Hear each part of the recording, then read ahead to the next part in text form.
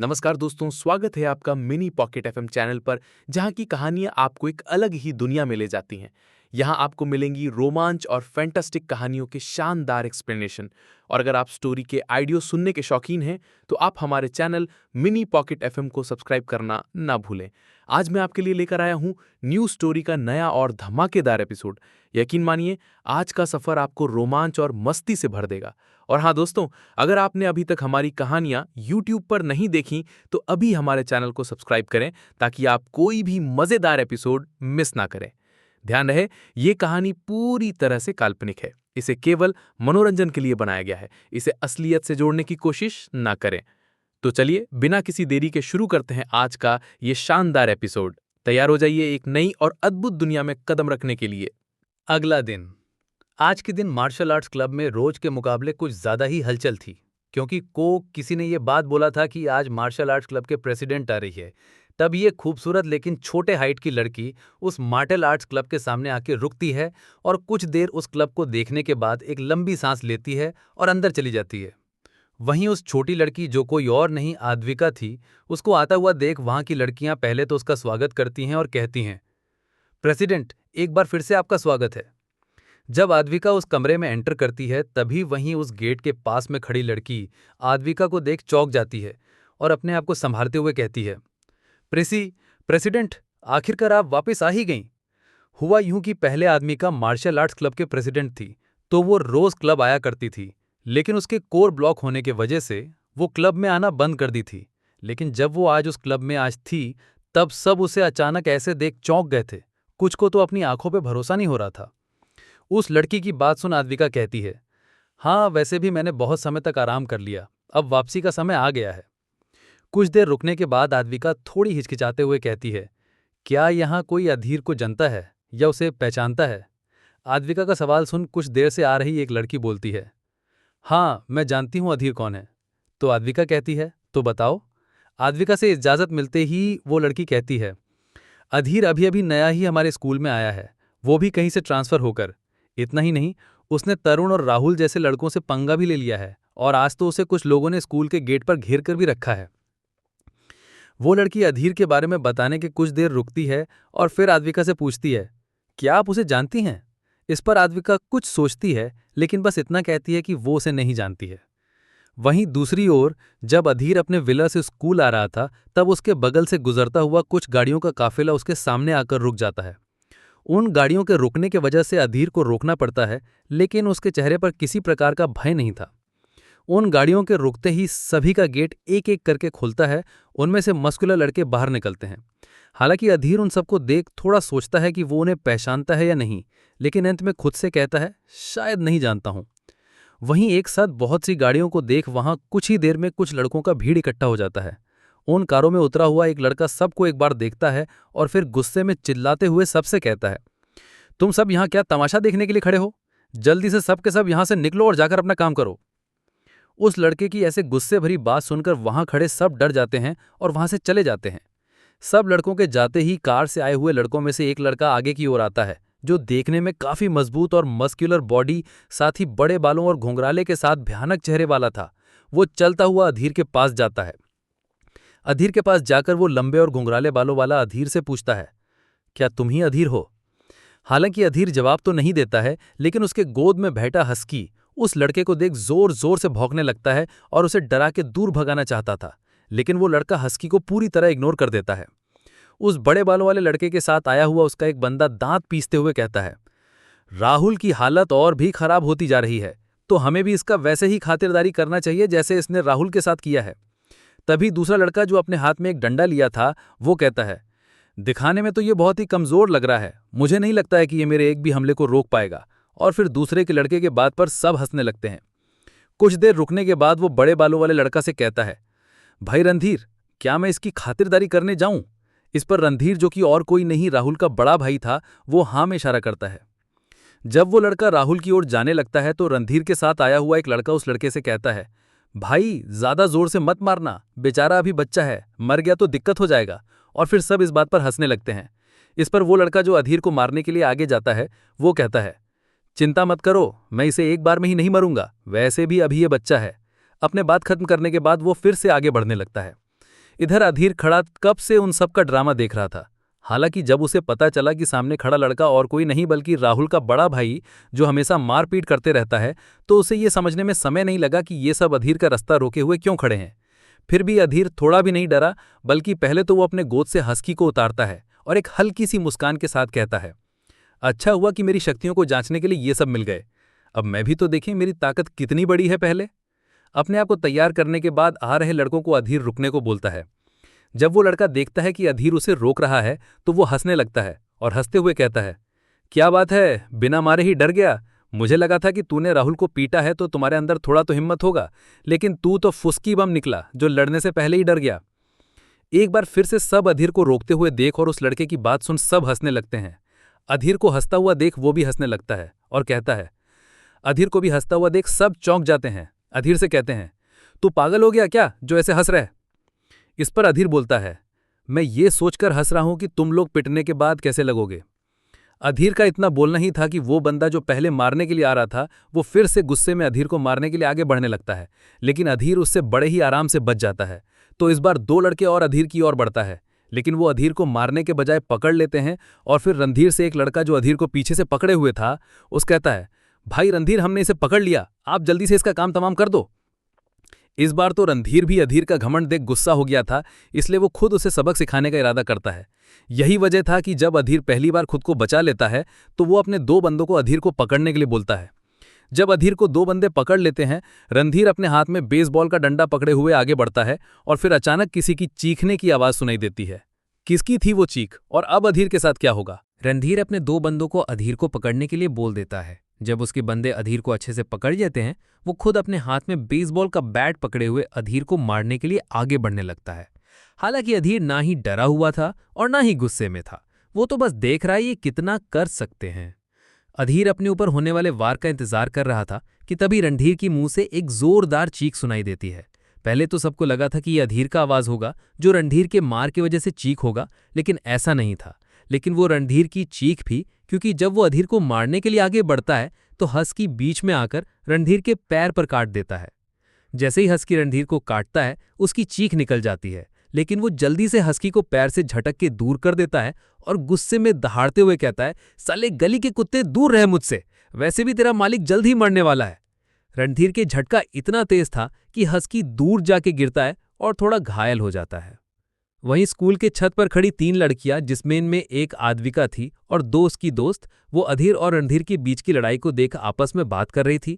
आद्विका ऊपर से इस सब देखते हैं और फिर अपने दोस्त से कहती है, जल्दी से उनके लिए एक एम्बुलेंस को कॉल करो।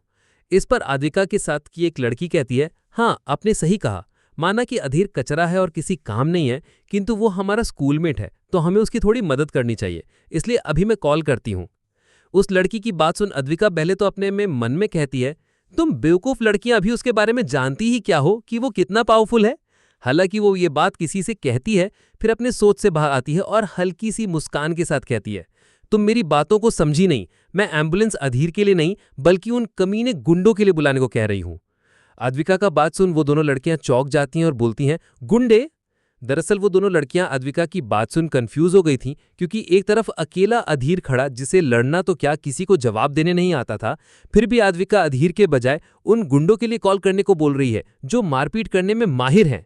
इधर वो दोनों लड़कियां अद्विका की बात से कंफ्यूज थीं, वहीं अद्विका जिसको पूरा यकीन था कि चाहे अभी अधीर घिरा हो सबसे, लेकिन वो जब चाहे तब सबको मार सकता है। वैसे भी एक अधीर ही असली है, बाकी सब तो बस चाय कम पानी ज्यादा है। हालांकि आद्विका उन दोनों लड़कियां का बात सुन उनको कुछ जवाब तो नहीं देती है, बस एक हल्की सी मुस्कान अपने चेहरे पर बिखेर देती है। वहीं नीचे अधीर अभी भी उन दो गुंडों की पकड़ में था, लेकिन जब रणधीर ने हस्की को चोट पहुंचाई तब अधीर ने अपनी ताकत दिखाने के फैसला किया। पहले तो वो इन सब के साथ खेलना चाहता था, परंतु अब नहीं, इसलिए वो खुद को आगे के तैयार करने, जिसके वजह से उन दो लड़कों की पकड़ कमजोर होने लगी। जब अधीर धीरे धीरे खुद को छोड़ने लगा तभी पहला लड़का अधीर को खुद को छोड़ते हुए देख कहता है, तुम अभी भी हमारी पकड़ से खुद को छुड़ाना चाहते हो? इस पर दूसरा थोड़ा चौंक कर बोला, ये क्या हो रहा है, अचानक से इसकी ताकत कैसे बढ़ने लगी? अभी वो दोनों इसके बारे में सोच रहे थे, तभी अधीर उन दोनों को अपने पीठ से जोर से झटक कर पीछे की ओर फेंक देता है। वहीं अधीर को खुद को छोड़ते हुए देख रणधीर हंसते हुए कहा, तुम अभी भी खुद को बचाना चाहते हो? लेकिन रणधीर के होश तो तब उड़ जाते हैं जब वो देखता है कि अधीर ने उसके 2 बंदों को बड़े ही आराम से एक झटके में पीछे की ओर फेंक दिया। वहीं रणधीर को चौंकता हुआ देख अधीर बोलता है, बहुत बुरा, तुम्हें खुद को बचाने के लिए बहुत देर हो गई है। हालांकि अधीर की ताकत देख रणधीर चौंक गया था, लेकिन फिर भी वो गुस्से में आगे बढ़ने लगा और बोला, अब तो तुम मरेगा अधीर। इधर अधीर भी थोड़ा रुका और जल्दी से रणधीर को मारने के लिए तेजी से आगे बढ़ने लगा। जब अधीर और रणधीर बस कुछ दूर ही दूरी पर थे तो रणधीर ने अपना बेसबॉल का बैट ताना और अधीर को मारने को कोशिश की। वहीं अधीर के रणधीर के पास आकर अपना पैर उठाया और उस समय पाए वार किया जब रणधीर का बेसबॉल बैट उसके चेहरे के बगल में था। तभी अधीर ने उस बैट पर ऐसा हमला किया कि बैट तो टूट गई, लेकिन अधीर का हमले में कोई धीमी नहीं आई और उसके चेहरे पर एक जोरदार किक लगा दी। उस वार का इम्पैक्ट ये हुआ कि रणधीर कुछ दूर हवा में उड़ते के बाद एक पल में ही धराशायी हो गया और जमीन पर बेजान की तरह पड़ गया। रणधीर को ऐसे बेजान की तरह पड़ा हुआ देख उसके बंदे थोड़ा डर गए और उसी डर के साथ पहले तो वो रणधीर को जगाने की कोशिश करते हुए कहने लगे, भाई रणधीर, क्या आप ठीक हैं? भाई रणधीर, जवान दीजिए। लेकिन रणधीर कोई जवाब नहीं देता है। रणधीर की तरफ से कोई जवाब ना पाकर उनके बंदे गुस्से से भरने लगे। एक तो खुद को रोक नहीं पाया और अधीर को मारने के लिए आगे बढ़ने लगा और अधीर पर एक बैट से हमला करना चाहा। अभी उस लड़के का हमला अधीर पर लैंड होता, तभी अधीर ने अपनी रफ्तार का उपयोग किया और जल्दी से उस लड़के के पास गया और उसके जबड़े पर अपने मुक्के से वार किया। अधीर के इस वार का इम्पैक्ट भी कम नहीं था, फिर भी अधीर उस लड़के को एक पंच मारकर ही नहीं रुका, बल्कि अपनी रफ्तार से एक बार फिर से उस लड़के के पास जाकर उसके जमीन पर गिरने से पहले ही अधीर ने उसके पैर को पकड़ा और उठाकर पटक दिया। अधीर के वार से वो लड़का एक बार ही गिरकर बेहोश हो गया। इसके बाद अधीर अपनी गाड़ियों को चटकाते हुए बोला, अब बताओ और कौन कौन लड़ना चाहता है मुझसे? अधीर के इस ताकत को देख सब गुंडे थोड़ा सहम गए, फिर भी वो अधीर को मारना चाहते थे। वहीं अधीर की बात सुने गुंडा बोला, तू खुद को क्या समझता है? अभी भी हम तुमसे ताकतवर हैं। इसके बाद वो बोला, सब एक साथ उस पर हमला करो और उसे मार डालो। उस गुंडे के ऐसा बोलता ही बाकी के गुंडे भी एक साथ हमला करने के लिए तैयार हो जाते हैं और सब अपने हाथ में लिए बैट को आगे अधीर की ओर बढ़ने लगे। वहीं दूसरी तरफ अधीर ने भी अपने आप को लड़ाई के लिए तैयार कर लिया। रणधीर के कुछ गुंडे एक साथ मिलकर अधीर पर हमला करने के लिए आगे बढ़ने लगे। दूसरी ओर अधीर भी उन सबको बढ़ते हुए देख खुद एक मुस्कान के साथ उनकी तरफ बढ़ने लगा। अधीर उन साथ के करीब जाता है और बस अपनी शारीरिक शक्तियों के दम पर उनसे लड़ने लगा। अधीर अपनी रफ्तार का प्रयोग सबको एक एक करके मारने लगा। अधीर की रफ्तार इतनी तेज थी कि वो सब गुंडे चाहकर भी अधीर को नुकसान नहीं पहुंचा पा रहे थे। अधीर उनके पास जाता है और जो गुंडा सबसे आगे आ रहा था उसके गर्दन पर किक करता है, जिसके वजह से वो हवा में एक चक्कर लगाता है। ज्यों ही वो नीचे गिरने वाला होता तो अधीर फिर से उसके पेट में एक लात मारता है और आ रहे बाकी गुंडों पर फेंक देता है। उसके लड़के के फेंकने के कारण वो सीधे बाकी गुंडों पर जा गिरता है। उस गुंडे के गिरने के साथ ही बाकी सब भी गिर जाते हैं, लेकिन उस एक गुंडे को छोड़ बाकी सब फिर से लड़ने के आगे बढ़ने लगते हैं। लेकिन अधीर बिना डरे तेजी के साथ सबका सामना करता है और सबको अलग अलग तरीके से मारता है और अगले कुछ में ही सबको धाराशाही कर देता है। कभी किसी को हवा में उड़ाकर मारता तो किसी पर अपने पंजों की बरसात कर देता। अधीर रणधीर के गुंडों में से किसी को ज्यादा घायल तो नहीं करता है, फिर भी सब बुरी तरह पिट चुके थे। किसी के पैर टूट गया तो किसी का हाथ, किसी का चेहरा सूज गया था तो कोई अपने पेट पकड़े हुए थे। सभी गुंडों की हाल अब पूरी तरह बेहाल हो गया था। वो अपने दम पर अच्छे से खड़े भी नहीं हो पा रहे थे, इसलिए उन्हें खड़े होने के लिए एक दूसरे का सहारा लेना पड़ा। सभी एक दूसरे के सहारे खड़े होते हैं, लेकिन सबके मन में एक ही बात चल रही थी, लेकिन किसी को कुछ बोलने की हिम्मत नहीं हुई। सब बस यही सोच रहे थे कि ये कचरा अचानक इतना शक्तिशाली कैसे हो गया और बेरहम भी। अधीर सबको खड़ा होते हुए देख बड़े ही शांत स्वर में कहता है, सब के सब अच्छे से खड़े हो जाओ। कुछ देर रुकने के बाद अधीर फिर से कहता है, तुम रणधीर को उठाओ और मेरे पीछे पीछे आओ। हालांकि अधीर की बात सुन के सब चौंक जाते हैं। उनमें से कोई अधीर के साथ जाना नहीं चाहता था, लेकिन किसी की इतनी हिम्मत भी नहीं थी कि वो अधीर को माना कर सके। फिर उनमें से एक गुंडे जिसका चेहरा सूज हुआ था क्योंकि अधीर ने उसे उसके चेहरे पर बहुत मारा, वो बड़े ही हिम्मत के साथ अधीर के सामने जाता है और खुद को संभाले हुए लड़खड़ाते हड़बड़ाते आवाज में बोला, बड़े भाई अधीर, मुझे माफ कीजिए, मेरी दादी की आज शादी हो रही है, मुझे जाना पड़ेगा। उस सूजे हुए चेहरे वाले गुंडे की बात सुन के उसके बाकी साथी चौंककर उसे देखने लगे, क्योंकि सबको पता है वो बचने के लिए कुछ भी बोल रहा है। फिर भी उन सबके मुंह से कुछ निकल जाता है। सब बारी बारी से कहने लगे, दादी की शादी, दादी की शादी, दादी की शादी। लेकिन वो लड़का जिसने ये बोला था वो सबकी ओर देखकर आंख मारा। उस गुंडे का इशारा सब जल्दी समझ गए और जल्दी से अपने चेहरे के भाव को बदलकर एक नकली मुस्कान लाते हुए अब सब हाँ में सिर हिलाने लगे। और फिर एक दूसरे से कहते हैं, अरे जल्दी चलो, नहीं तो देर हो जाएगी। और थोड़े ही देर में सब वहां से निकल गए। अधीर भी जाते हुए बस उन्हें देखता रहा। हालांकि उसे पहले से पता था कि ये सब उनके बचने का एक तरीका है, फिर भी वो उन्हें रोका नहीं। उन सब गुंडे के चले जाने के अधीर एक खुद को रिलैक्स करता है। वहीं दूसरी ओर एक कमरे में जिसमें आद्विका अपने एक दोस्त से बात कर रही थी, उस कमरे का दरवाज़ा अचानक से खुलता है और एक लड़की हाफते हुए अंदर और कुछ बोलने लगती है।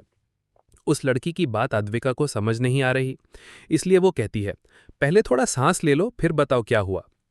वो लड़की कुछ देर रुकती है और फिर बोलती है, अधीर उस गुंडे को उठाए राहुल झा से मिलने जा रहा है। आद्विका उस लड़की की बात सुनकर ज्यादा चौंकी नहीं थी, क्योंकि कहीं ना कहीं उसे पहले से पता था क्या होने वाला है। फिर वो अपने मन में कहती है, झा परिवार को प्रार्थना करनी चाहिए कि उनका बेटा सही सलामत रहे। इधर अधीर भी सबके जाने के रणधीर की बेजान से शरीर को उसके दो बंदे जो अभी भी वहीं खड़े थे उनके सहारे ले जाने लगता है। अधीर ने उसके दोनों बंदे को रणधीर को अपने कंधों पर लेने को बोल दिया था और खुद बड़े ही शान और गर्व के साथ आगे चल रहा था। वहीं अधीर को ऐसे जाते हुए और उसके पीछे रणधीर को बेहोश देख रास्ते में आते जाते सब छात्र उसे देखकर चौंक रहे थे और आपस में बात करने लगे थे। वैसे भी अधीर में जो जैसा बदलाव आया था उसके बाद से अधीर के कारनामे और वो खुद चर्चा का विषय बन गए थे। पहले तो अधीर ने तरुण जैसे अच्छे खिलाड़ी को बुरी तरह हराया और फिर उसे पापा बोलने पर भी मजबूर कर दिया। इसी सब के बाद कल रात की बातें जो भी उस इंपीरियल विला में हुआ था, ये सब धीरे फैल रहे थे। यही कारण था कि अधीर को सब जानने लगे थे। कुछ लोग तो अब उसे एक अलग नज़र से देखने लगे थे और अधीर के इस कारनामे से तो फिर से अधीर चर्चा का विषय बन गया था। वहीं स्कूल के एक क्लास में राहुल एक डेस्क पर एक पैर के ऊपर दूसरा पैर रखे अपने अमीरी वाले अकड़ के साथ अपने दोस्त और देविका के साथ बात कर रहा था।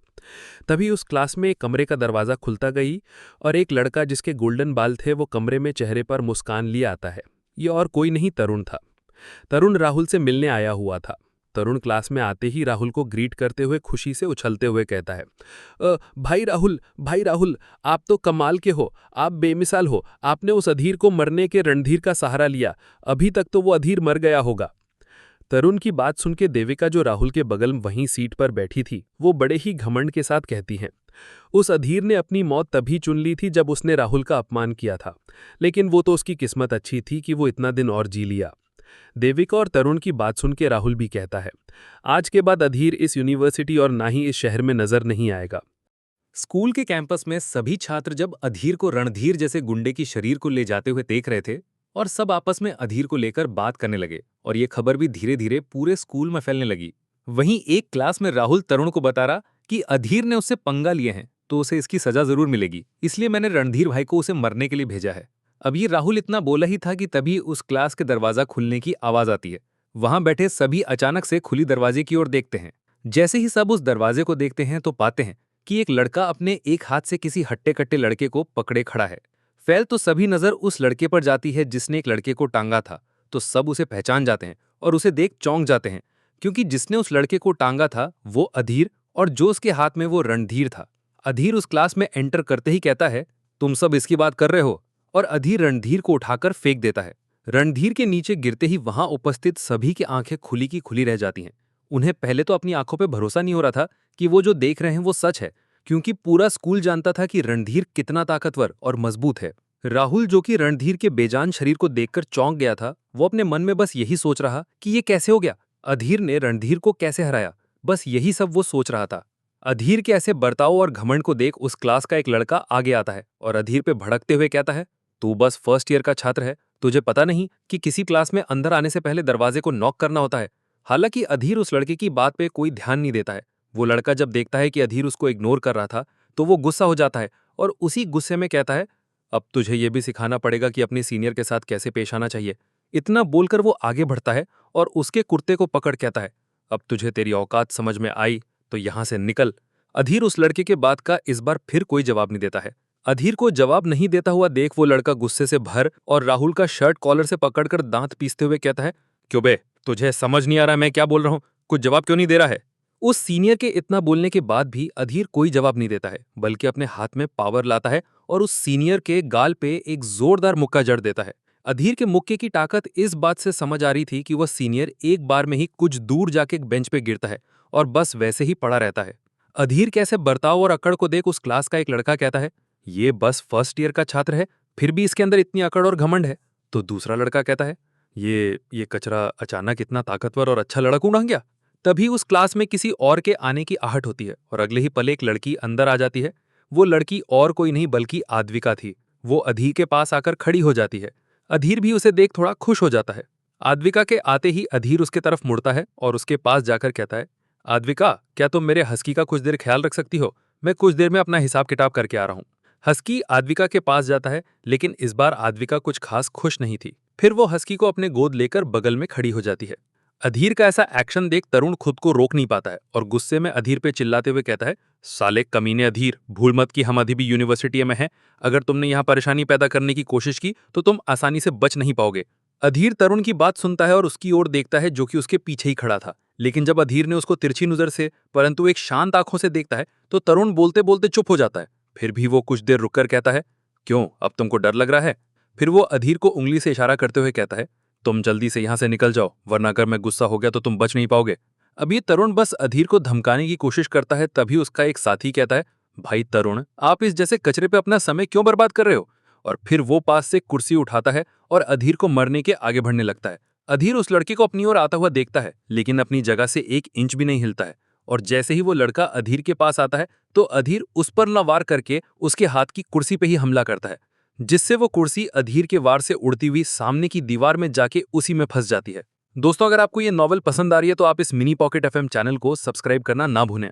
जब सबको लगता है कि अधीर ने बस अपनी ताकत दिखाने के लिए कुर्सी को दीवार पर मारा है, लेकिन सब ये देखकर चौंक जाते हैं कि वो सिर्फ कुर्सी को दीवार पे नहीं मारा था, बल्कि वो तरुण को बताना चाहता था कि अधीर जब चाहे तब तरुण से कुछ भी कर सकता है। इसलिए अधीर ने उस कुर्सी को वहीं मारा जहां तरुण था। अधीर तरुण पर हमला करने के बाद कहता है, अगर तुम मरना नहीं चाहते हो तो तुम यहां से निकल जाओ। अधीर की बात सुन तरुण डरते हुए लेकिन गुस्से में कहता है, अधीर, तुमको इसका खामियाजा भुगतना होगा। लेकिन अधीर उसकी बात पे ध्यान नहीं देता है और तरुण की ओर से मुड़कर अब राहुल की दिशा में बढ़ने लगा। अधीर को ऐसे तरुण की ओर बढ़ता हुआ देख देविका जल्दी से राहुल के सामने आ जाती है और अधीर से कहती है, अधीर, तुम क्या करने के बारे में सोच रहे हो? राहुल देविका को अपना बचाव करते हुए देखता है, लेकिन फिर भी वो अपने घमंड में अधीर को धमकाते हुए कहता है, अधीर, तुमको क्या लगता है तुम अपनी इस मामूली सी ताकत से मेरे सामने घमंड दिखाने की कोशिश कर रहे हो? तुमको नहीं पता है कि मैं अपने झा परिवार की ताकत के साथ। राहुल अपनी बात पूरा भी नहीं कर पाता है, तब तक उस पे एक वार हो जाता है। राहुल अपने परिवार का नाम इस्तेमाल करते हुए कहता है, तुमको पता नहीं है कि मेरा झा परिवार कितना अधीर है? राहुल के बात पूरे होने का इंतजार भी नहीं करता है और कहता है, तुम बहुत बोलते हो। इतना कहकर अधीर अपने पैर से राहुल के पेट पर बगल से हमला करता है और राहुल इस हमले से उड़ता हुआ दूर जा गिरता है। अधीर को ऐसे बिना किसी हिचक के राहुल को मारता हुआ देख देविका थोड़ा चौंक गई थी, लेकिन जब वो राहुल को बेजान पड़ा हुआ देखती है तो वो चिंतित हो जाती है और राहुल के पास जल्दी से जाती है और उसे जगाने की कोशिश करती है और कहती है, राहुल, राहुल, क्या तुम ठीक हो? लेकिन राहुल कोई जवाब नहीं दे रहा था। वहीं राहुल को एक कोने में मारकर फेंकने के बाद अधीर वहां से निकल जाता है और उसके साथ साथ आद्विका भी बाहर निकल जाती है। बाहर निकलते ही आद्विका अधीर के साथ चलते हुए कहती है, अधीर, तुमको पता है ना, राहुल अपने खानदान का दूसरा पीढ़ी है और उसका झा परिवार भी कोई ऐरा गैरा परिवार नहीं है।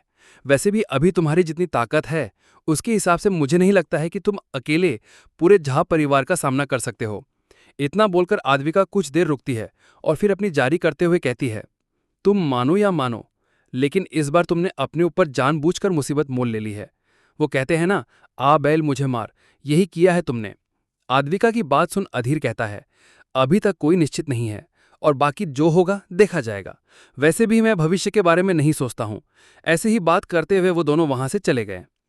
शाम के वक्त कालका शहर के एक बड़ी बिल्डिंग के एक आलीशान कमरे में राहुल बेड पर लेटा हुआ था। तभी उसके कमरे में उसके पिताजी उसे मिलने आए। वैसे भी राहुल को कुछ देर पहले ही होश आया था।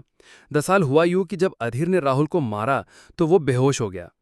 हालांकि जब देविका ने राहुल को उठाना चाहा तो वो नहीं उठा, जिसके वजह से वो उसके कुछ दोस्तों की मदद से उसे हॉस्पिटल पहुंचाया और उसके पिता को खबर की। देविका की बात सुनने के बाद राहुल के पिता उसे मिलने के लिए हॉस्पिटल पहुंच गए। राहुल, जो कि अभी होश में आया था, अपने पापा को देख राहुल जो कुछ देर पहले ही होश में आया था, वो खुद को हिम्मत के साथ बेड पर थोड़ा ऊपर उठ पीछे की ओर टिक जाता है। हालांकि वो जब ऊपर उठता है तो दिखता है कि उसका एक हाथ टूटा हुआ है और उस पर प्लास्टर किया हुआ है। खैर, राहुल अपने दर्द का बिना परवाह किए अपने पापा से गुस्से के कहता है, पापा, आपको उस लड़के को मारने में मेरी मदद करनी पड़ेगी। राहुल की बात सुन उसके पापा बड़ी ही शांत स्वर से कहता है, तुम्हारा भाई जानता है कि तुम्हारे साथ क्या हुआ है और वो जल्द ही यहाँ कालका शहर में आने वाला है। कुछ देर रुकने के बाद राहुल के पापा अपने जेब से एक सिगरेट निकालते हैं और उसे जलाकर अपने मुंह में लेता है और कहता है, बेटा तू चिंता मत कर, कालका शहर में किसी की इतनी हिम्मत नहीं है जो झा परिवार को बर्बाद कर सके। और फिर अपने चेहरे पर एक घमंडी मुस्कुराहट आ जाती है। वहीं अपने पापा की बात सुन राहुल बहुत खुश हो जाता है क्योंकि अब उसका बदला पूरा होने वाला है। इसलिए वो खुशी के साथ कहता है, भाई, पापा, क्या मैं भाई से मिल सकता हूँ? राहुल का अभी इतना बोलना ही था कि बाहर से किसी कमरे में आने की आहट होती है और जल्द ही उस कमरे का दरवाजा खुलता है और एक सुडौल लेकिन लंबे कद का आदमी, जिसका चोटी बहुत लंबी थी और वो लाल रंग से रंगी हुई थी, वो अंदर आता है और राहुल को ग्रीट करते हुए कहता है, छोटे मास्टर, आप चिंता मत कीजिए, अधीर सिर्फ एक श्रेष्ठ क्षेत्र का कल्टीवेटर है। कुछ देर रुकने के बाद वो आदमी फिर से कहता है, बस और कुछ दिन, उसके बाद अधीर का नामो निशान नहीं मिलेगा। वहीं दूसरी ओर यूनिवर्सिटी के हॉस्टल रूम में अधीर अपने बिस्तर पर लेटा हुए आराम कर रहा था और हस्की कमरे के सामान को बिखेरकर खेल रहा था। तभी उसके कमरे का दरवाजा खुलता है और अंकुश, जो कि बाहर गया हुआ था, वो दौड़ते हुए आता है और हड़बड़ाते हुए कहता है, अधीर, कुछ बुरा होने वाला है। अंकुश को ऐसे हड़बड़ाते हुए देख अधीर कहता है, तू हमेशा ऐसे बेचैन क्यों रहता है? कभी तो शांत रहा कर। अधीर की बात सुन अंकुश कहता है, ऐसा नहीं है, वो क्या है ना कि आज जो कुछ भी हुआ है उसका सजा दिलाने के लिए तरुण अपने साथ डिसिप्लिन ऑफिस के टीचर को बुलाया है। यही नहीं, जो डिसिप्लिन ऑफिस के डायरेक्टर हैं वो और कोई नहीं, तरुण के चाचा हैं। इसलिए मैं कह रहा हूं, उनके आने से पहले हम यहां से कहीं जाके छुप जाते हैं। अंकुश की बात खत्म होते ही उसके पीछे से किसी की आवाज आती है। लोगों को सरेआम मार के भागना कितनी शर्मनाक बात है। वहीं जब अधीर और अंकुश उस आवाज की दिशा में देखते हैं तो पाते हैं कि तरुण अपने चाचा, जो कि डिसिप्लिन ऑफिस के डायरेक्टर हैं, उनके साथ आया हुआ है और जिसने अंकुश की बात पर उसको ताना मारा था वो और कोई नहीं बल्कि तरुण था। तरुण की बात सुन अभी अधीर और अंकुश में से कोई जवाब देता है, तब तक हस्की, जो खेल रहा था, वो अपना खेल छोड़ बिस्तर पर आ जाता है और तरुण को देख भौंकने लगता है। हस्की को भौंकता हुआ देख तरुण के चाचा को गुस्सा आने लगता है, लेकिन अपने गुस्से को शांत करते हुए अधीर से कहते हैं, तुमको क्या लगता है तुम्हारा जो मन होगा वो करोगे? तुम अपने क्लासमेट को धमकाने के लिए बाहर के लोगों की मदद ले रहे हो, और जबकि तुम हॉस्टल रूम में एक कुत्ता रख रहे हो। तुमको क्या नियम तोड़ने का शौक है? डिसिप्लिन ऑफिस के डायरेक्टर के ऐसे कड़क और गुस्से वाले बात सुन अंकुश को पहले ही डर गया था। इसलिए वो डायरेक्टर के सामने झुककर माफी मांगते हुए कहता है, सॉरी सर, लेकिन आपको कोई गलतफहमी हुई है, क्योंकि अधीर ने उन सब बाहरी लोगों को नहीं बुलाया था, बल्कि वो सब तो राहुल झा के बुलाए हुए गुंडे थे। अंकुश को ऐसे बीच में आकर अधीर का बचाव करता हुआ देख तरुण गुस्सा होने लगता है और अंकुश से कहता है, तू अपना मुंह बंद रख, समझा? यहां तुमसे बात नहीं हो रही है और तुझे हमारे सामने बोलने का हक किसने दिया बे? अपनी दोस्त को अपना साथ लेते हुए अधीर उससे कहता है, मोटे, तुम अपना समय इनसे बात करने में क्यों बर्बाद कर रहे हो? ये बात करने लायक नहीं है। और फिर वो धीरे से कहता है, तुम सबको क्या लगता है सिर्फ पैसे वाले ही पावरफुल हैं? और फिर अधीर अपने मुक्के में अपनी पावर को एक्टिवेट करता है और वही अंकुश भी अधीर को ऐसे हमला करने की तैयारी करता हुआ देख चौंक जाता है और कहता है, अधीर नहीं। लेकिन तब तक देर हो चुकी थी। तरुण ने अंकुश की बेइज्जती की तो अधीर को अच्छा नहीं लगा, इसलिए उसने डराने के इरादे से अपनी पावर को एक्टिवेट करके तरुण की ओर बढ़ने लगता है। अधीर को ऐसे बढ़ता हुआ देख अंकुश चौंकते हुए कहता है, अधीर नहीं, ऐसा मत करना। लेकिन अधीर अंकुश की बात सुने पहले ही उस पर मुक्के से वार कर देता है, परंतु उसे मारता नहीं है बल्कि वो उसे अपनी ताकत से डराता है। हालांकि अधीर अपने मुक्के को तरुण के चेहरे के ठीक सामने रोक देता है। उस मुक्के का इंपैक्ट इतना था कि मुक्का रोकने के बाद भी एक जोर से हवा का एक तेज झोंका उन दोनों के बगल से पार होता है। लेकिन इस हवा के झोंके से तरुण के चाचा के सर से उनकी नकली बालों की वीग उसी हवा के झोंके में उड़ जाता है और पीछे जा गिरता है। दरअसल तरुण के चाचा यानी नीरज खन्ना, उनका सर आधा गंजा था, बस उनके बगल के बालों को छोड़, इसलिए उन्हें बिग लगाना पड़ता है ताकि कोई उनकी गंजेपन का मजाक ना बनाए। अधीर अपने हाथ को नीचे करता है और तरुण को बाहर की ओर इशारा करते हुए कहता है, यहां से बाहर निकलो। लेकिन तरुण फिर भी कहता है, अधीर, तुमको ईमानदारी से अपना गुनाह कबूल कर लेना चाहिए। तरुण को अभी भी ऐसे खुद को धमकाता हुआ देख अधीर गुस्से से तरुण को घूरता है, उसको उसके कॉलर से पकड़कर कहता है, मैंने तुम्हें जाने के लिए बोला था ना, अब तू खुद अपनी मर्जी से जाएगा या मैं तुम्हें धक्के मारकर यहां से निकालूं? अधीर की ऐसा ताकत और गुस्सा देख तरुण के नीरज चाचा डर जाते हैं और वहां से भागने लगते हैं और वहां से जाते हुए कहते हैं, अधीर, मैं तुम्हारी शिकायत डिसिप्लिन ऑफिस में करूंगा और देख लेना, वह तुम्हें कड़ी से कड़ी सजा देंगे। अपने चाचा को ऐसे जाता हुआ देख तरुण भी डर गया था और अपने चाचा को चिल्लाते हुए कहता है, चाचा मुझे भी ले चलो अपने साथ, मुझे यहाँ मत छोड़ो। वो अलग बात है कि तरुण की आवाज़ सुनने के बाद भी उसके चाचा नहीं रुकते हैं और वहाँ से भाग जाते हैं। वही अधीर भी नीरज झा के जाने के बाद तरुण को छोड़ देता है और जाने देता है।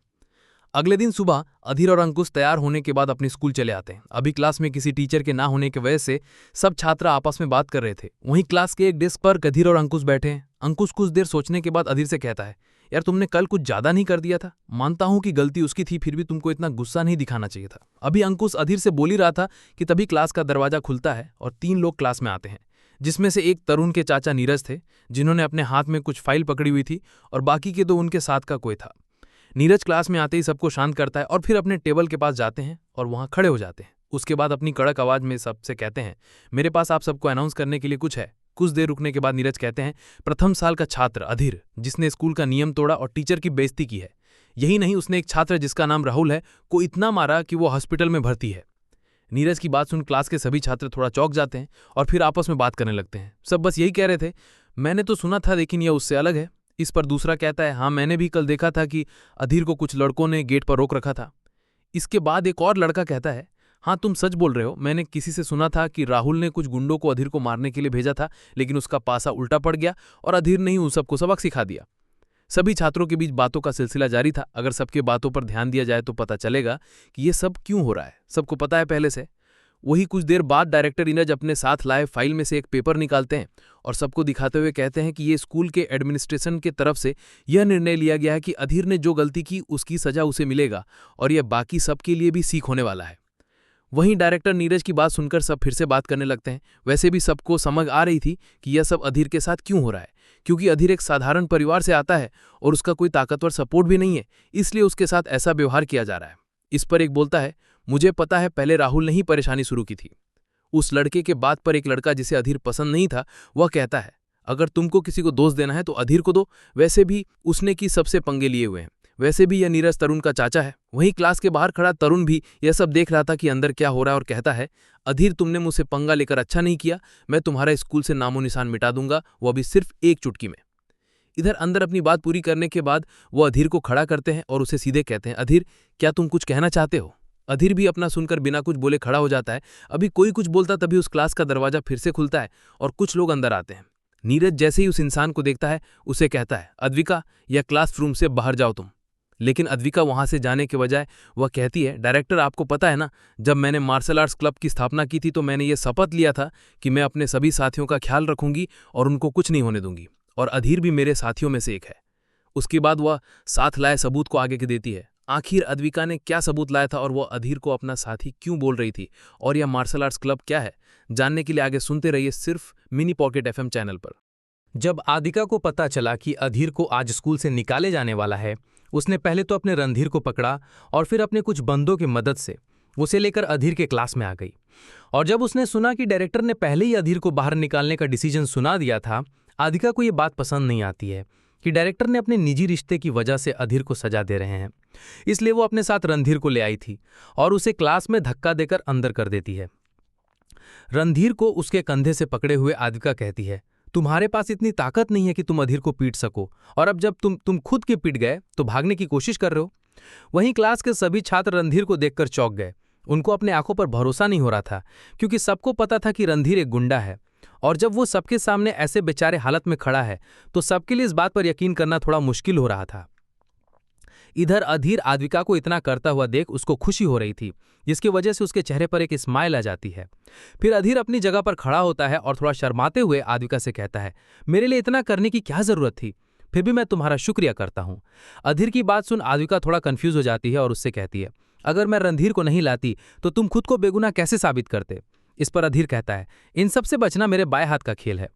हालांकि अधीर का बात आद्विका थोड़ा चौंक जाती है, लेकिन जब डायरेक्टर नीरज देखते हैं कि उनके बाहर निकलने के बाद भी अधीर क्लास में रुका हुआ है तो वो गुस्से से चिल्लाते हुए कहते हैं, अधीर तुमको पहले ही स्कूल से निकाल दिया गया, और अगर तुम अभी भी यहाँ रुककर कुछ करने की सोच रहे हो तो मुझे पुलिस बुलाने में देरी नहीं होगी।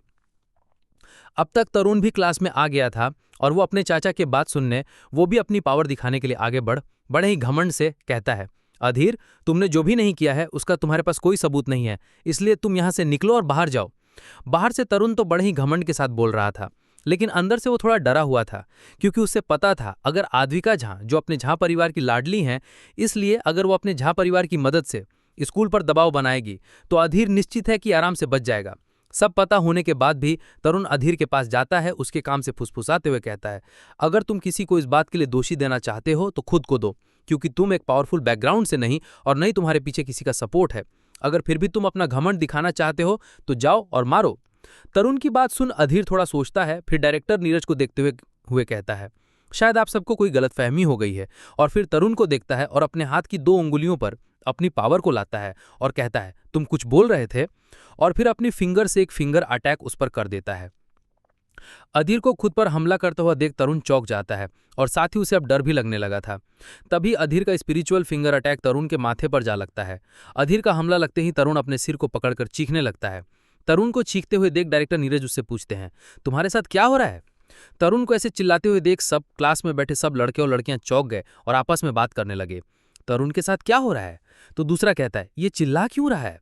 उस लड़के की बात पे एक लड़की कहती है, हाँ, क्योंकि कुछ देर पहले तो वो बिल्कुल अच्छा था, लेकिन अब ऐसे चिल्ला रहा है मानो उसे जोर से मारा जा रहा हो। कुछ देर बाद डायरेक्टर नीरज गुस्से में अधीर को घूरते हुए कहते हैं, कमीने, तुम मेरे सामने किसी को ऐसे चोट नहीं पहुंचा सकते हो। वहीं तरुण भी अपने सिर को पकड़े दर्द में कराहते हुए कहता है, चाचा, मुझे पूरा यकीन है कि ये सब इस कचरे अधीर का किया हुआ है। इतना बोलने के बाद वो फिर से अपना सर पकड़ लेता है। वहीं अधीर तरुण और डायरेक्टर नीरज की बात सुनने के बाद कहता है, क्या आप दोनों के पास कोई सबूत है कि ये सब मेरा किया हुआ है? इधर बगल में खड़ी यादिका जब अधीर को देखती है, उसे ऐसा महसूस होता है कि अधीर के शरीर से स्पिरिचुअल एनर्जी रिलीज हो रहा है। उसके लिए थोड़ा चौंकाने वाली बात थी। हालांकि उसे लगा कि तरुण के साथ हो रहा वो सब अधीर का किया है, लेकिन चौंकाने की बात यह थी कि अधीर इतना जल्दी इतना ताकतवर कैसे हो गया। अब तक तरुण का सरदर्द शांत नहीं हुआ था, जिसकी वजह से वो अपने घुटने पर गिर गया और अपने सिर को पकड़े दर्द भरी आवाज में अधीर से कहता है, अधीर, मैं गलत था। तरुण को ऐसा करते हुए देख अधीर उससे बिना किसी भाव के कहता है, तुम्हारे जैसे लोग मेरा नाम लेने के काबिल नहीं हैं। इस वक्त तरुण कैसे भी उस सरदर्द से पीछा छुड़ाना चाहता था, इसलिए वो अपने गुरूर और घमंड को साइड में रख अधीर से रोते हुए कहता है, फादर, मैं मर रहा हूं, कृपया मुझे जाने दे।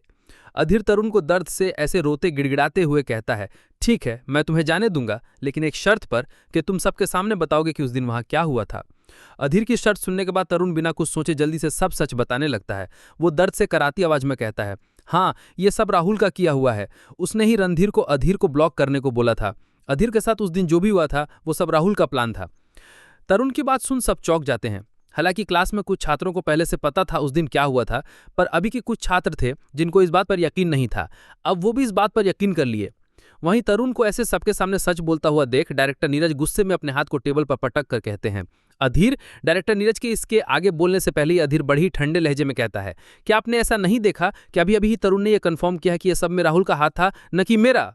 अधीर के टॉर्चर के दर्द को वजह से तरुण सबको सच बता देता है कि अधीर को ब्लॉक करने की प्लान राहुल का है। हालांकि अधीर से टॉर्चर से तरुण इतना डर गया था कि उसने अपने पैंट ही गीला कर दिया।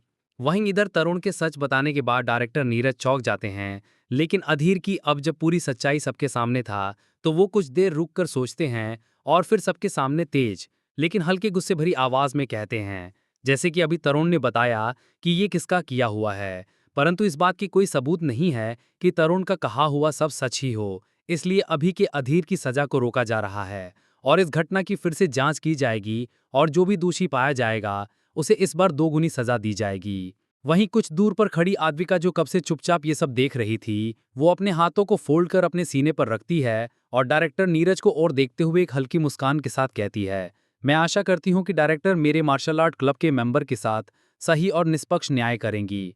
और फिर सबके सामने ऐलान करते हुए कड़क आवाज में कहती है, आज से मैं अधीर को मार्शल आर्ट क्लब के मेंबर के रूप में घोषित करती हूँ। आद्विका का बात सुन डायरेक्टर नीरज अपने मन में कहते हैं, ये अधीर का साहा परिवार के साथ कब इतना अच्छा संबंध हो गया। उसके बाद वो आद्विका से बड़े ही प्यार से कहते हैं, आद्विका, आप अच्छे से आराम करो, क्योंकि हम डिसिप्लिन ऑफिस से बोलकर इस मामले की अच्छे से जांच कराएंगे और हम किसी का पक्ष लिए बिना निष्पक्ष होकर फैसला करेंगे।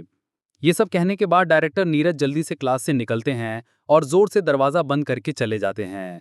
वहीं डायरेक्टर नीरज के जाने के बाद अधीर, जो कि डायरेक्टर को जाते हुए देख रहा था, वो आद्विका की ओर मुड़ता है और उसे सीरियस लेकिन कंफ्यूज चेहरे के साथ पूछता है, मैं मार्शल आर्ट क्लब का मेंबर कब बन गया?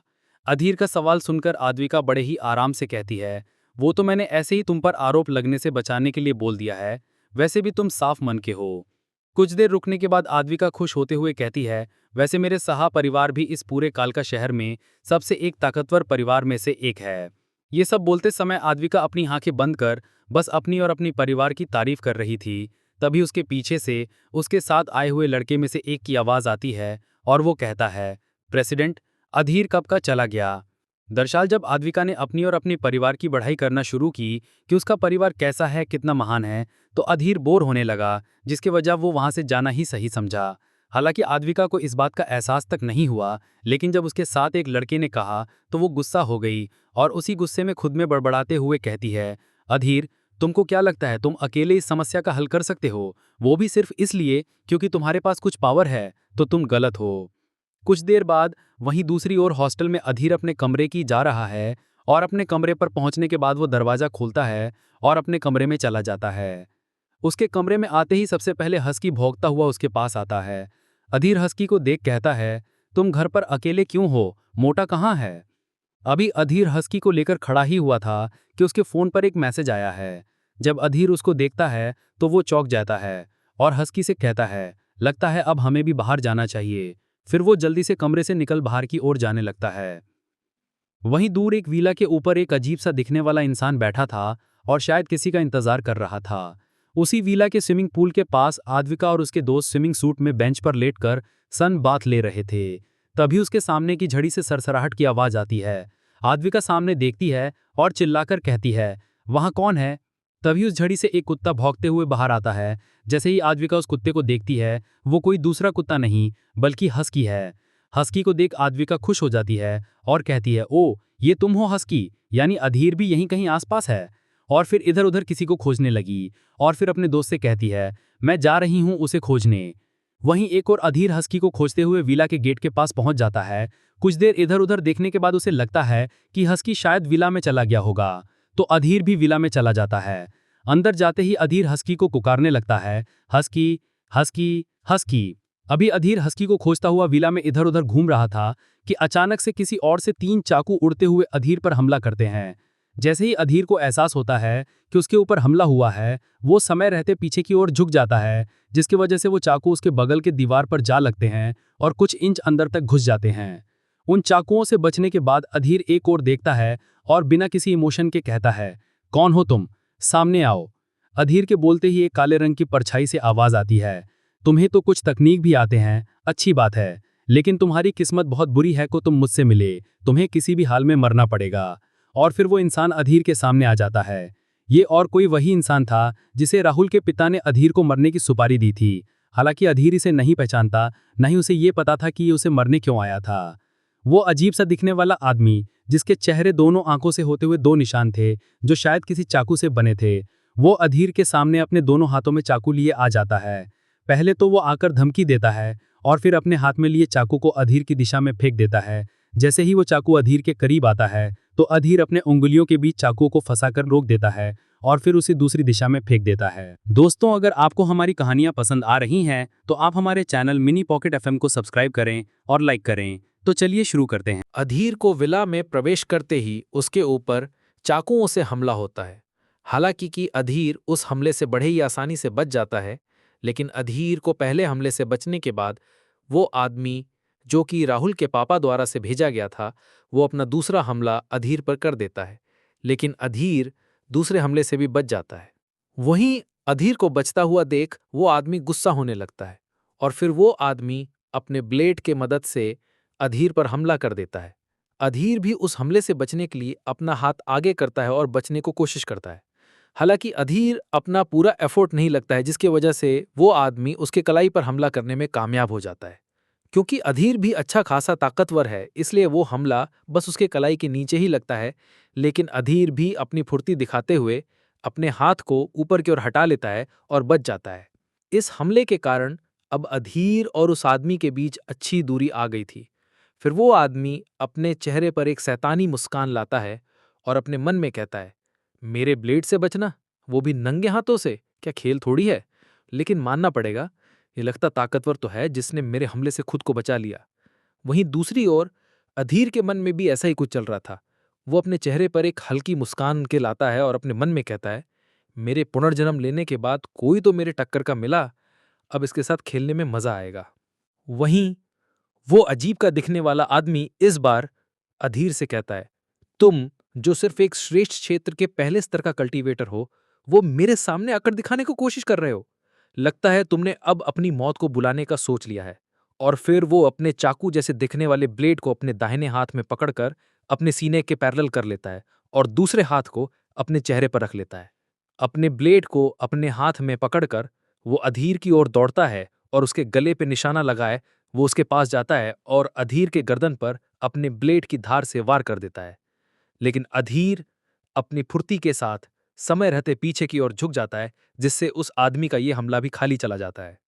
अधीर अभी तो सिर्फ अपना बचाव कर रहा था, लेकिन वो इस बात का अच्छे से ध्यान रखता है कि उसके और उस आदमी के बीच अच्छी खासी दूरी बनी रहे। वहीं उस आदमी को भी अधीर से लड़ने में मजा आ रहा था, इसलिए फिर वो अधीर से कहता है, तो कुछ ज्यादा ही नहीं घमंडी हो रहा है बच्चे। और फिर वो अपना अगला हमला तैयार करने लगता है। उस आदमी की बात सुन अधीर एक मजाक बनाने वाली हल्की मुस्कान के साथ कहता है, मैं डर रहा हूं कि कहीं मैंने अपने तरफ से लड़ाई शुरू कर दी तो तू मर ना जाए। अधीर की बात वो आदमी गुस्सा हो जाता है, इसलिए वो इस बार अपने ब्लेड से स्लैश तैयार करता है और अधीर पर हमला कर देता है। वहीं अधीर अपने ऊपर आ रहे हमले को रोकने के लिए वो अपना दोनों हाथ को क्रॉस करके अपने चेहरे के सामने कर देता है। हालांकि जब वो स्लैश अधीर के हाथ से टकराता है तो अधीर उसे रोकने में अपना अच्छा खासा एफर्ट लगता है, फिर भी उसे कुछ कदम पीछे हटना पड़ा। वहीं वो आदमी अधीर को स्ट्रगल करते हुए देख हंसते हुए कहता है, तुम अभी भी अकड़ दिखाने की कोशिश कर रहे हो, जबकि तुम्हें पता है कि तुम मरने वाले हो। वहीं अधीर उस आदमी द्वारा किए हमले को पूरी तरह रोकने के लिए वो जल्दी से अपना अटैक तैयार करता है और उस आदमी से कहता है, बस बहुत हुआ खेल, चलो अब इसे खत्म करते हैं। और फिर अधीर अपना अटैक कर देता है और कहता है, ये लो मेरी स्वॉर्ड ब्लेड अटैक। अधीर के इतना कहते ही एक ब्लू रंग की रेखा उसके पास से निकलती है और उस आदमी की ओर जाने लगती है। अधीर का यह हमला काफी तेज था। वहीं वो आदमी पहले तो अधीर की बात सुनकर थोड़ा सोच में चला गया था, लेकिन अधीर का हमला देख वो हल्का डर जाता है, इसलिए वो खुद को बचाने के लिए बगल की ओर हट जाता है और अधीर का अटैक उस आदमी के पीछे वाले पिलर पर जाके लगता है। अधीर के अटैक से बचने के बाद वो आदमी नजर को तिरछी करके पीछे की ओर देखता है और जैसे ही उसकी नजर उस पिलर पर पड़ती है तो उसका होश ही उड़ जाते हैं, क्योंकि वो पीछे का वो मजबूत पिलर पर एक बड़ा सा कट लग गया था। उस कट को देखने के बाद वो आदमी अपने मन में कहता है, ये सिर्फ श्रेष्ठ क्षेत्र का मार्शल आर्टिस्ट नहीं हो सकता है। अधीर के हमले से बचने के बाद वो आदमी इस बार अटैक करने की जल्दी नहीं करता है, बल्कि वो अधीर से चिल्लाते हुए कहता है, तू कौन है? उस आदमी के सवाल के जवाब में अधीर कहता है, तेरी इतनी औकात नहीं कि तू मेरा नाम जाने। वहीं उस आदमी के पीछे एक लड़की थोड़ी दूर पर खड़ी थी और सब देख रही थी। ये लड़की और कोई नहीं, आद्विका थी, जो थोड़ी देर पहले ही अधीर को खोजते हुए वेला में आई थी। लेकिन अंदर आते ही उसने देखा कि अधीर उस अजीब से आदमी के साथ लड़ाई में व्यस्त था, और फिर जब अधीर ने अपना स्वॉर्ड ब्लेड का अटैक किया तो आद्विका भी चौंक गई। पीछे खड़ी आद्विका अधीर के अटैक को देख सोच रही थी कि ये लड़का सिर्फ श्रेष्ठ क्षेत्र के दूसरे स्तर पर होते हुए भी तीसरे स्तर वाले कल्टीवेटर को बराबरी का टक्कर दे रहा है, लेकिन कैसे? और फिर वो अधीर को देख के अपने मन में कहती है, ये लड़का कोई साधारण लड़का नहीं है, कुछ तो अलग है इसमें। आदमिका अभी अपने ख्यालों में खोई हुई थी, तभी उस अजीब दिखने वाले आदमी की नजर उस पर चली जाती है। जैसे ही वो आदमी आद्विका को देखता है, उसे मन में एक तरकीब आती है और वो आद्विका को बंदी बनाने की उम्मीद से उसी ओर भागता है। हालांकि आद्विका अपने ख्यालों में इस कदर गुम थी कि उसे पता ही नहीं चला कि कब वो आदमी उसके पास आ गया, और जब तक उसे ये एहसास हुआ, वो आदमी आद्विका के गले पर अपनी ब्लेड रख चुका था। उस आदमी को अब ऐसा लग रहा था कि अधीर अब कुछ नहीं कर सकता है, इसलिए वो हंसते हुए कहता है, बच्चे, अगर तुम अपनी गर्लफ्रेंड को सही सलामत देखना चाहते हो तो चुपचाप मेरे साथ चलो। हालांकि उस आदमी के बात पर अधीर का जवाब सुन वो आदमी चौंक जाता है। आखिर क्या था अधीर का जवाब? उस आदमी का ये एक्शन देख आद्विका और अधीर दोनों चौंक गए, क्योंकि दोनों में से किसी को इस बात की उम्मीद नहीं थी कि वो आदमी ऐसा भी करेगा। वो आदमी आद्विका के गले से आगे चाकू रखता है और पीछे से अपने दूसरे हाथ से उसके गर्दन को पकड़ देता अधीर है। और वो अजीब आदमी आपस में लड़ ही रहे थे, तब तक आद्विका उस विला में आ जाती है। जैसे ही वो आदमी आद्विका को देखता है, वो उसके पास जाकर उसके गले पर अपना ब्लेड रख देता है और अधीर को धमकाने के इरादे से कहता है, अगर तुम अपनी गर्लफ्रेंड की जान बचाना चाहते हो तो मेरे साथ चलो। हालांकि अधीर उस आदमी की बात सुन हंसने लगता है और हंसते हुए अपने हाथ को ना में हिलाकर कहता है, शायद तुम्हें कोई गलतफहमी हुई है, ये मेरी गर्लफ्रेंड नहीं है। अधीर का बात सुन आद्विका बहुत गुस्सा हो जाती है और जोर से चिल्लाते हुए अधीर को डांटते हुए कहती है, तुम्हें अंदर कोई इंसानियत है भी या नहीं? एक खूबसूरत लड़की यहाँ किसी अजीब मर्द के गिरफ्त में है और तुम हो कि मुझे बचाने की कोशिश नहीं कर रहे हो। माना कि नहीं बचा रहे हो तो भी कोई बात नहीं, लेकिन तुम हो कि यहाँ सवाल के जवाब दे रहे और वो भी हंसते हुए। हालांकि आद्विका की बातें थोड़ा फनी तो थी, लेकिन उतना ही बेतुका भी था, क्योंकि अधीर को पता था कि ये सब आद्विका का ड्रामा है। इसलिए अधीर ने अपनी बात पूरी करने के कुछ देर बाद ही अपना कान बंद कर लिए था, क्योंकि उसे पता था कि आगे क्या होने वाला है।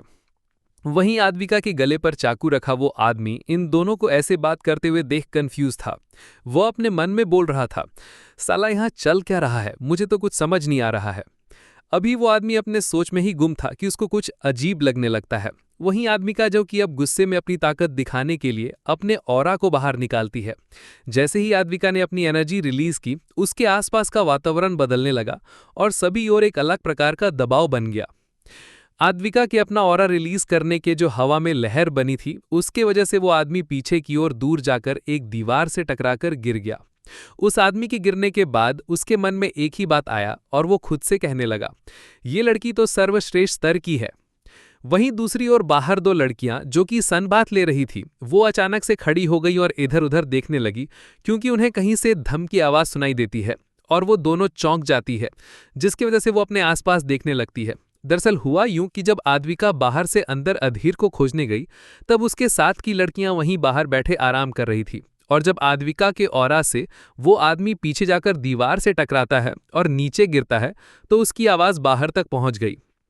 उस धम की आवाज सुनने की एक लड़की कहती है, क्या हुआ, कोई धमाका या विस्फोट तो नहीं हुआ ना? इस पर दूसरी लड़की कहती है, मुझे लगता है प्रेसिडेंट अंदर ही है। वहीं विला के अंदर वो आदमी जो आद्विका के ऑरा से नीचे गिर गया था, वो और आद्विका को डर के साथ देखता है, जो कि उसी को गुस्से में घूर रही थी, और अपने हाथ को रोकने के इरादे से आगे बढ़ाकर आद्विका से डरते हुए कहता है, लेडी सिंघम, कृपया मुझ पर रहम करें। लेकिन आद्विका उसकी एक भी बात नहीं सुनती है और अपने हाथ की उंगलियों को चटकाते हुए कहती है, तुम्हें पता है, मुझे बस अपनी उंगली हिलाने की जरूरत है और मैं तुम्हारी जान ले सकती हूँ, और तुम हो कि मेरे बारे में जाने बिना मुझे होस्टेज बनाने की कोशिश कर रहे थे, और शायद तुम अपने पुनर्जन्म के लिए कुछ ज्यादा ही खुश हो गए, है ना?